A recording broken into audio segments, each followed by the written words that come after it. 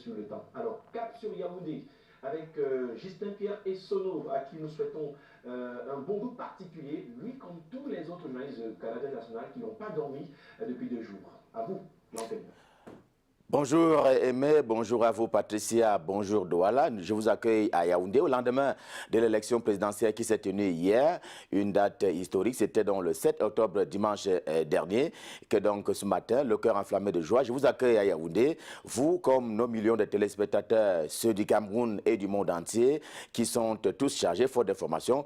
Bienvenue donc à cet exercice au lendemain, disais-je tantôt, de l'élection présidentielle. Et on va commencer comme d'habitude avec le quotidien camerounais à Capitaux Public, Cameroun Tribune, édition de ce lundi. À la une, vous le voyez, Paul Biya, le candidat du Rassemblement démocratique du peuple camerounais à l'élection présidentielle d'hier. Une élection qui s'est donc tenue hier sur l'ensemble du territoire camerounais et à travers également les représentations diplomatiques. Et bien que les électeurs se sont donc rendus aux urnes et ils ont d'ailleurs été félicités par le président de la République au terme du vote qu'il a lui-même accompli ici même à Yaoundé. Nous étions alors à l'école publique de Bastos, l'école où le président de la République prend souvent part au vote. Et d'ailleurs, dit Cameroun Tribune, il était à l'occasion en compagnie de son épouse, mais également certains membres de sa famille. On a vu Franck Biya, l'un de ses enfants. Personnellement, Paul Biya a dit qu'il s'agit d'une étape de plus dans le service public qu'il est censé donner en tant que président de la République. Des devoirs accomplis donc pour lui, pour le président camerounais, car en plus des autres candidats, eh bien, Paul Biya a donc pris part au vote ici même à Yaoundé. Le journal L'Action insiste sur ce vote présidentiel à l'école publique de Bastos à Yaoundé. Le journal qui a donc suivi le vote présidentiel, c'était, disais-je tantôt, ici même à Bastos, ce après quoi l'Action en kiosque ce matin. Le journal du comité central du RDPC estime que les RDPcistes, ses soutiens et autres alliés et même partis alliés attendent sereinement les résultats de l'élection présidentielle qui seront d'ailleurs proclamés par le Conseil constitutionnel. À titre de rappel, le quotidien Émergence en kiosque ce matin a également suivi ce scrutin avec beaucoup d'attention et il a surtout suivi les pas des candidats à cette élection présidentielle. Il en est ainsi du professeur Maurice Kamto qui a dénoncé à l'occasion de ce vote le non-remplacement des bulletins de vote dans certains bureaux de vote pour parler donc des bulletins et justement le candidat du MRC qui a donc dénoncé cet état de choses, à savoir que les bulletins de vote n'ont pas été remplacés dans certains bureaux de vote. Cabral Libi, le candidat du parti Univers, l'homme de 11 millions d'inscrits, était à Efoulan à Yaoundé. Il a regretté, citation, que les gens ne comptent que sur la fraude pour remporter la victoire en 2018. Allusion ayant fait donc à ces fraudes qui ont été mentionnées par ses représentants, ses scrutateurs auprès des bureaux de vote. Et alors que sont attendus les résultats de l'élection présidentielle du 7 octobre dernier, eh bien le quotidien Émergence donne sa part des tendances dans les chancelleries, notamment les chancelleries du Cameroun à travers le monde entier, pour parler donc des représentations diplomatiques. Plus encore, l'hebdomadaire L'Essentiel en kiosque ce lundi dessine ce qu'il pourrait être lui aussi un quartier probable à l'issue de cette élection présidentielle. Une élection présidentielle dont on sait que les résultats seront proclamés par le Conseil constitutionnel dans un délai de 15 jours au plus, que dont le journal dessine un quartier probable. D'ailleurs, cela au regard des premiers éléments encore non officiels, faut-il le préciser, avec le journal L'Essentiel en kiosque ce lundi. En attendant justement le verdict qui sera rendu public par le Conseil constitutionnel, Jean-Baptiste Biaye et son journal Prospective Nouvelle également en kiosque ce lundi se félicitent déjà de la tenue d'un scrutin jugé crédible par eux, c'est-à-dire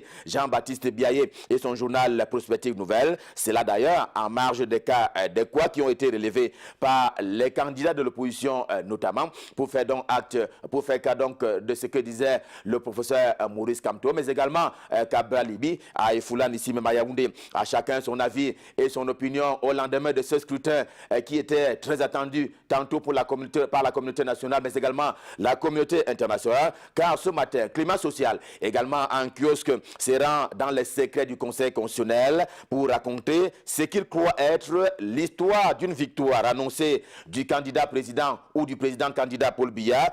Et pendant ce temps, L'hebdomadaire repère également en kiosque ce lundi, tense un peu l'opposition et leur leader en faisant dire que le candidat du MRC, le professeur Maurice Kamto, aurait des réseaux à la fois endogènes et exogènes pour tenir les résultats qui seront rendus publics par le Conseil constitutionnel, les tenir, mais les tenir au respect le moment venu. Repère a cependant rendu compte également dans son édition de ce lundi, a donc rendu compte du déroulement des opérations électorales sur le terrain, avec ses envoyés spéciaux qui étaient donc sur le terrain et qui rendaient compte de la manière dont l'élection s'est déroulée à travers le pays, mais également à travers les représentations diplomatiques au lendemain de la présidentielle. Le quotidien L'Épervier est également en kiosque.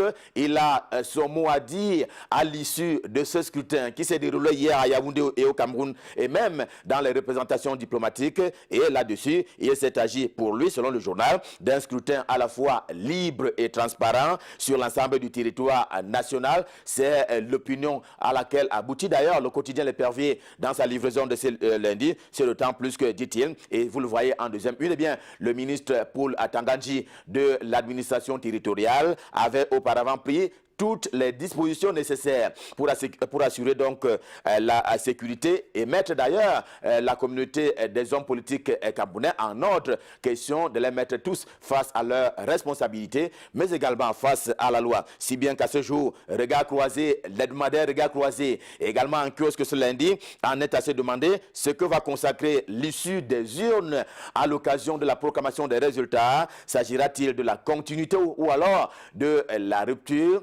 Continuité avec Paul Biya ou rupture avec l'entrée en matière. L'entrée au palais de l'unité d'un des candidats à cette élection présidentielle exclut naturellement le président candidat Paul Biya. S'agira-t-il de Cabra Libi, de Maurice Kamto, d'Ndifo Frankenheim ou même de Gaga Amanadiou? En tout cas, si tel est le cas, on pourrait alors assister à une espèce de rupture, au lieu de quoi il propose également la continuité avec Paul Biya. Quel que soit le cas, le journal en kiosque ce matin propose un peu de retenue aux candidats, question de laisser les autres acteurs eux aussi participer à ce scrutin. Il en est ainsi du Conseil constitutionnel qui va devoir rendre public les résultats de cette élection présidentielle. La Voix du Centre est également en kiosque ce lundi et il va plus loin en exprimant, selon lui d'ailleurs, a fortiori, les désirata des Camerounais face à celui qui sera donc déclaré vainqueur de l'élection présidentielle d'hier. Et justement, les Camerounais qui ont un certain nombre de désirata, il en est ainsi du travail décent, il en est ainsi de certaines couches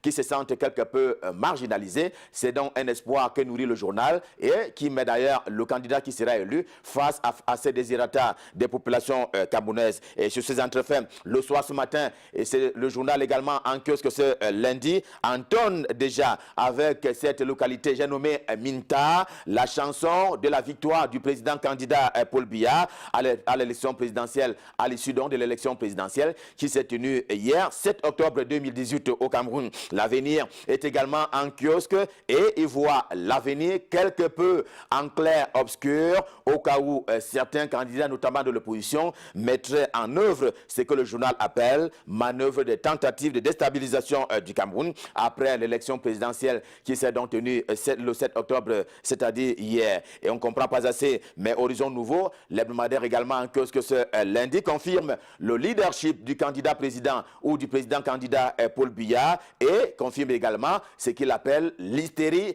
de l'opposition camerounaise, opposition politique s'entend. Des mots comme s'il en pleuvait en faveur donc du président candidat Paul Biya, selon le journal ce matin. Et d'ailleurs, le journal L'Avocat, de retour d'une autre hibernation, est en kiosque ce lundi, il prête gentiment le doigté d'avoir conduit une tentative de déstabilisation du Cameroun et il montre donc que cela est le fait du président de la République qui a donc conduit une espèce de ce qu'il appelle d'ailleurs tentative de déstabilisation du Cameroun à partir de l'extérieur, mais avec un certain nombre de forces endogènes et aussi exogènes. Le quotidien L'Épervier, dans une formule spéciale édition de ce lundi, propose d'opérer une rupture avec ce sujet qui a trait donc à l'élection présidentielle qui s'est tenue hier, en braquant donc ses projecteurs sur cet homme, le prince Théophile Kouendje, puisqu'il s'agit de lui, dont il dit d'ailleurs qu'il brille au Cameroun et même dans le monde entier, par l'accomplissement des œuvres sociales. Lui qui était encore en TUI,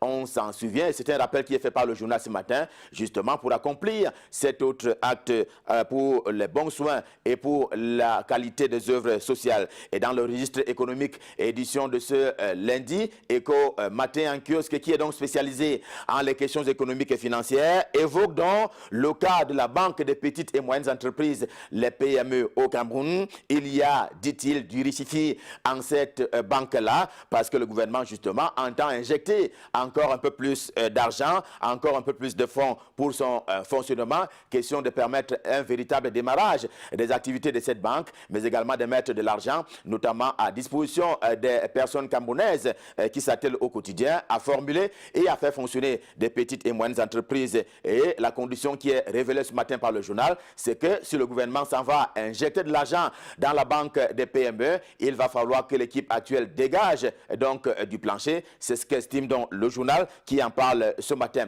Et tout à côté, pour parler encore finance et économique, il y a justement le financier d'Afrique dans sa livraison de ce lundi, de qui l'on apprend l'interbancarité des cartes. Et cela arrive d'ailleurs notamment dans la zone CEMAC, la communauté économique et monétaire des États de l'Afrique centrale. C'est ce à quoi s'attelle en ce moment la Banque des États de l'Afrique centrale, BEAC pour ne pas la nommer, elle qui a d'ailleurs sommé, selon qu'on l'apprend du journal ce matin, les banques de cette sous-région à se mettre au pas, à se mettre dans cette logique, et cela doit s'opérer d'ici au 31 mars 2019. Et avec cette information qui a donc trait à cette sommation de la BEAC à l'adresse des banques de la sous-région Afrique centrale, on va mettre un terme à la revue de presse Made in Yaoundé, édition de ce lundi. C'était le premier rendez-vous de la semaine. On prend le deuxième quand il sera 7 h pour demain.